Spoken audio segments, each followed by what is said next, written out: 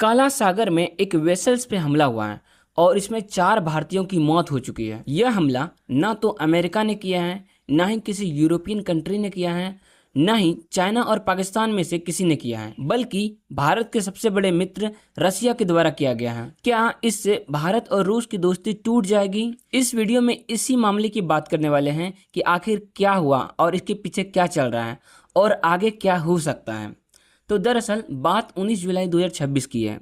Ukraine का ओडिशा बंदरगाह काला सागर में एक मालवाहक जहाज MV गोल्डन लियो बंदरगाह से निकल रहा था, जिसमें टोटल 17 लोग सवार थे और उनमें से 5 भारतीय भी थे। और जिस समय इस वेसल्स पे रूस के द्वारा हमला किया गया, उस समय ये 5 भारतीय इसी जहाज पे सवार थे। बताया जा रहा है कि हमला जो हुआ था वो अचानक हुआ था। खबरों के मुताबिक इस हमले में 4 भारतीयों की मौत हुई है और एक बुरी तरह घायल है। कुल मिलाकर करीब 10 लोगों की जान गई है। और इसके तुरंत अगले दिन ही भारत के विदेश मंत्रालय ने रूस के डिप्लोमेट को बुलाया और साफ साफ कहा कि यह गंभीर चिंता का विषय है और व्यापारी जहाजों पर ऐसे हमले और आम लोगों की मौत बर्दाश्त नहीं की जाएगी। लेकिन यहाँ सवाल उठने लगता है कि क्या यह मामला भारत और रूस की पुरानी दोस्ती में दरार डाल सकता है? देखो, इसको समझने के लिए थोड़ा पीछे चलते हैं। 2022 से रूस और यूक्रेन के बीच युद्ध चल रहा है, जिसमें काला सागर इस युद्ध का एक अहम हिस्सा बन गया है और यहीं से अनाज, तेल और खाने पीने की चीजें आता जाता रहता है। यहाँ पर सबसे बड़ी बात है कि जहाज़ों पर हमले सिर्फ इंसानों की जान नहीं लेते हैं, बल्कि दुनिया भर में जो हो रही सप्लाई, खाने पीने की जो चीजें हैं वो भी महंगा कर देते हैं।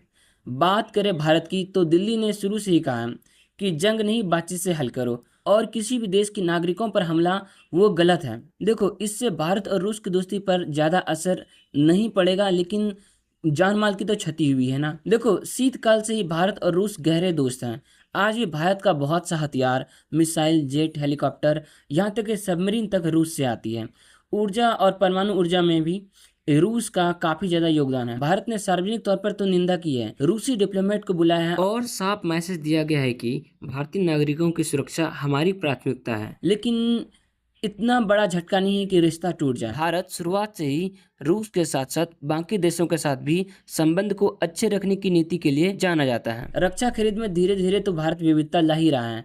भारत पहले से ही फ्रांस, अमेरिका, इजराइल, दक्षिण कोरिया से हथियार खरीद रहा है और ऐसी घटनाएं इस प्रोसेस को और तेज कर सकती है, ताकि भविष्य में रूस पर निर्भर कम हो। अगर भविष्य में रूसी कार्रवाइयों से भारतीय लोगों या हितों का नुकसान होता है, तो भारत की आवाज और सख्त हो सकती है। देखो, इंटरनेशनल रिलेशन में कोई भी देश ना तो परमानेंट फ्रेंड होता है और ना ही परमानेंट दुश्मन। देखो, रूस के साथ हम लोग का अभी बहुत सारे जो है मिलिट्री इक्विपमेंट्स जुड़ा हुआ है और बहुत सारे जैसे तेल के लिए भी रूस पर निर्भर रहना पड़ रहा है। इससे भारत तो अभी नहीं लग रहा है कि ऐसा कोई कदम उठाएगा जिससे भारत और रूस की दोस्ती पर खतरा आए। बात करें चीन और पाकिस्तान की, तो ये दोनों भी इस हमले को बड़ा ही करीब से देख रहे हैं और चीन का रूस के साथ गहरा गठजोड़ है, खासकर अमेरिका के मुकाबले।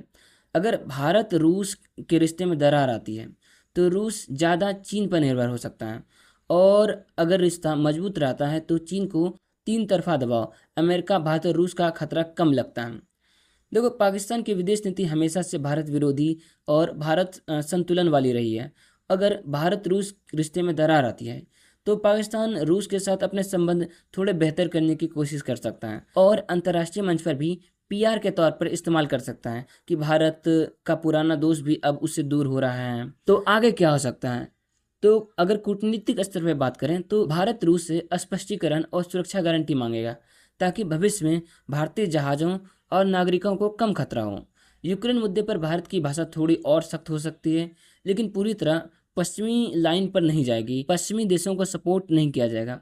अगर बात करें रक्षा और ऊर्जा क्षेत्र में भी, तो भारत पहले से जो डाइवर्सिफाई कर रहा है वह और तेज कर देगा, खासकर उच्च तकनीक हथियारों में।